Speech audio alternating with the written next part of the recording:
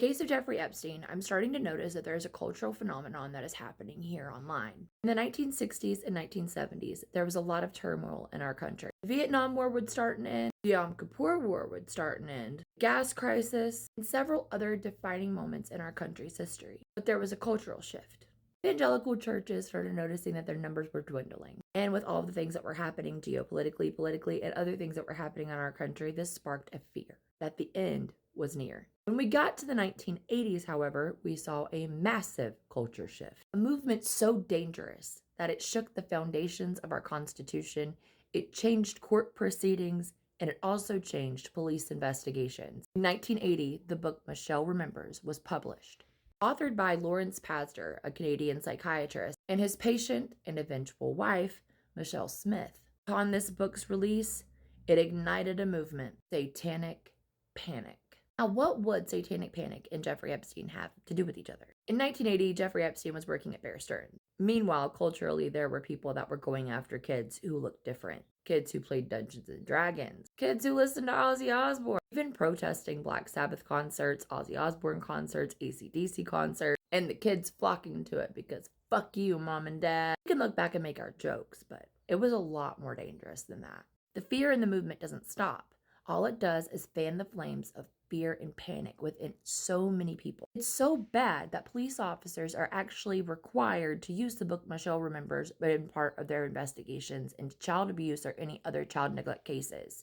In the aftermath of Michelle Remembers being released, hundreds of thousands of people start recounting all of the things that they remember from their occult abuse. Recounting Ramkoa, ritual mind abuse, organized control. Those bands aren't just people that are singing songs, they're casting spells, and it's the devil that's in that guitar. There were even homicides that were chalked up and used as satanic panic rhetoric, like that of the West Memphis Three. And years before him, we had the Night Stalker, Richard Ramirez, a serial killer who will boast his pentagram in a courtroom that's carved into his hand. It's still alive and well in the 1990s. In steps Fritz Springmeier, and he releases a PDF onto the internet in a printable format for anyone and everyone to be able to find. Bloodlines of the Illuminati. He revises it multiple times, and at first it only has 3 volumes, and then it jumps to 4. Making corrections as he goes, guys. Man can't be right all the time. First volume is the 13 Bloodlines. The second volume is the 13 Bloodlines Continue. Third volume includes 4 other families and that of Disney, like Walt Disney. And the fourth volume eventually breaks down all of the other volumes into another volume. I see what you did there. And comes in the Satan Cellar by Mike Warnke. Satanism, the Seduction of America's Youth. Printed in 1995 by Bob Larson. Then steps in the most damning series of them all. Left Behind by Jerry B. Jenkins and Tim LaHaye. 16 entire novels that talk all about the end times, the apocalypse, shared paranoia, evangelical narratives, popularizing the idea of the one world order, and connected liberalism as tools to the Antichrist. Think of it as a hidden enemy. Inside these books also is a global underground cabal filled with people of elite status, where Satan is at the head of the table. So what the fuck does that have to do with Jeffrey Epstein? I mean, Jeffrey Epstein didn't start satanic panic, and at the time he was just a banker. It's not got anything to do with Jeffrey Epstein. It's got to do with how you are consuming the media around Jeffrey Epstein. It's got to do with the mind fuck of the entire situation, the psychological warfare they use with the way that they released it, and the fact that a lot of people jump down rabbit holes instead of trying to understand the information. There's a lot of confirmation bias. People will see a video and they'll like it within the first 5 seconds without actually getting to the end. Because this is an attention economy, and the government knows that.